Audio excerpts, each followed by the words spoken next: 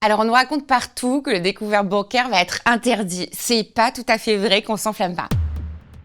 Les conditions des découverts vont être durcies à partir de novembre 2026. C'est pour les gens qui auront des découverts de moins de 200 € et pour les gens qui auront des découverts qui durent moins d'un mois, où on va vérifier toutes les conditions de solvabilité, c'est-à-dire comment ils tiennent leur compte en banque, est-ce qu'ils ont un niveau de vie qu'ils savent gérer un budget, etc. En fait, c'est pas si grave et c'est même plutôt une bonne chose parce que le découvert, c'est une très mauvaise habitude qu'ont encore beaucoup de Français. 25% des Français sont à découvert tous les mois. Pourquoi c'est un problème? Parce qu'en fait, quand on est à découvert, soit on négocie avec sa banque un petit découvert auquel on a le droit tout le temps, soit en fait on paye des agios à chaque découvert. Et les agios, c'est de l'argent qui va directement dans la poche des banques. C'est pas de l'argent qui va pour nous, c'est pas vraiment un cadeau que nous fait la banque, elle nous fait payer un max, puisque ça peut aller jusqu'à 18% de taux d'intérêt pour rembourser un découvert. Cette nouvelle directive européenne qui rentre en vigueur en 2026, en fait, elle est là pour aider les personnes à mieux gérer leur budget et à ne pas se mettre dans des systèmes de dépendance économique. Donc en fait, on lit sur les réseaux sociaux que